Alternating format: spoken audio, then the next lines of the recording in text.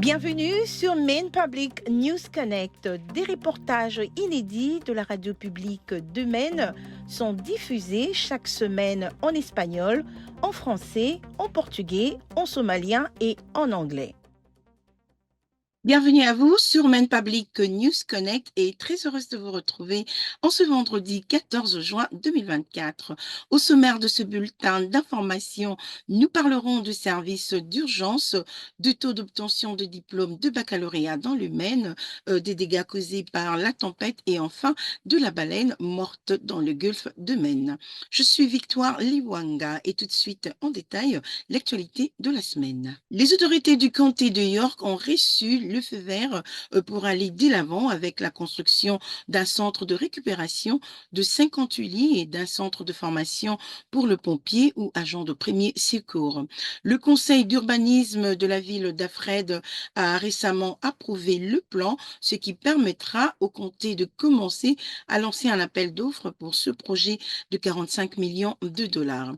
Les deux installations seraient situées sur la même propriété à Alfred et les autorités du comté affirment que le centre de rétablissement offrira une combinaison de services de désintoxication de soins à court et à long terme, signalant que le complexe de formation préparera le résident à travailler dans certains domaines connexes tels que les forces de l'ordre et les services médicaux d'urgence. Le taux d'obtention du diplôme de fin d'études secondaires dans le Maine s'est redressé au cours de 3 dernières années. Selon le ministère de l'Éducation de Maine, plus de 87% des élèves de terminale ont obtenu leur diplôme l'année dernière. Le taux avait chuté de manière significative pendant la pandémie de Covid-19, mais ils sont maintenant presque revenus à leur niveau élevé d'avant la pandémie. Le responsable de l'éducation de l'État affirme que ce rebond est dû en partie au récent financement fédéral d'urgence pour soutenir les étudiants, ainsi que les nouveaux programmes d'État axés sur la santé mentale et le repas scolaire. Central Manpower et le gouvernement de l'État ont conclu un accord qui réduira légèrement les coûts de réparation des dégâts causés par la tempête que les contribuables devront supporter. Les consommateurs verront toujours leur facture d'électricité augmenter l'année prochaine, mais les régulateurs de l'État affirment que l'augmentation sera légèrement inférieure grâce à l'accord.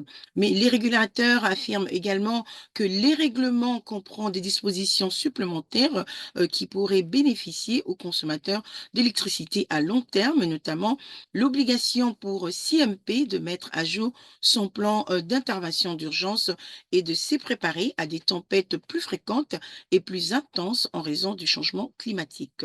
Signalant que le règlement ne porte que sur les coûts de restauration engagés par CMP à la suite de tempêtes survenues en 2022, l'entreprise réclame 160 millions de dollars supplémentaires pour les multiples tempêtes de l'année dernière. Une baleine à bosse morte empâtrée dans un agent de pêche a été retrouvée dans les eaux du sud de Maine la semaine dernière. Maine Marine Patrol a été alerté de la présence d'une baleine dans un filet au large de Cap Elizabeth, près de Portland. La baleine a été remorquée jusqu'au rivage et les scientifiques analyseront son cadavre. On pense que la baleine est morte par noyade. L'incident survient à un moment où les tensions sont à leur comble entre l'industrie de la pêche de Maine et les groupes qui luttent pour la protection des baleines dans le golfe de Maine. Nous sommes arrivés à la fin de ce bulletin d'information pour Maine Public News Connect. Merci d'avoir été avec nous. Je vous retrouve au prochain numéro et passez un excellent week-end.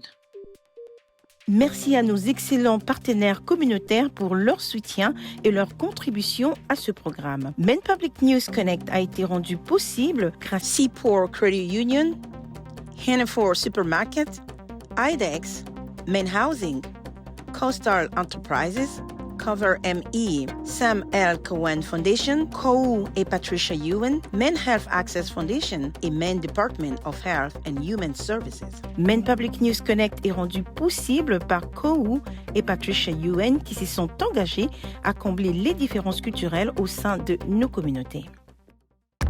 Juntos, ensemble, Warajir. Punta. Seaport Credit Union. Together.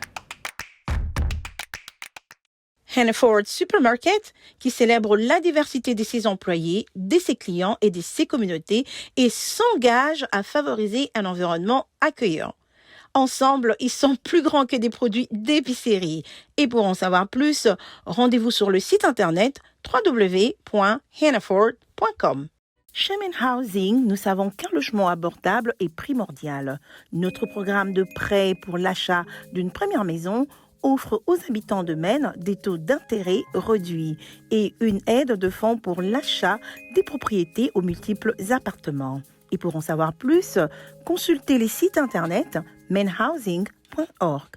Si vous avez perdu votre assurance maladie ou si vous avez eu un événement majeur dans votre vie, vous pouvez trouver un plan qui vous convient et une aide financière pour le payer sur le site internet coverme.gov. Les choses changent avec MaineCare. Restez connectés pour rester couverts. Mettez à jour vos informations dès aujourd'hui sur le site internet mymainconnection.gov.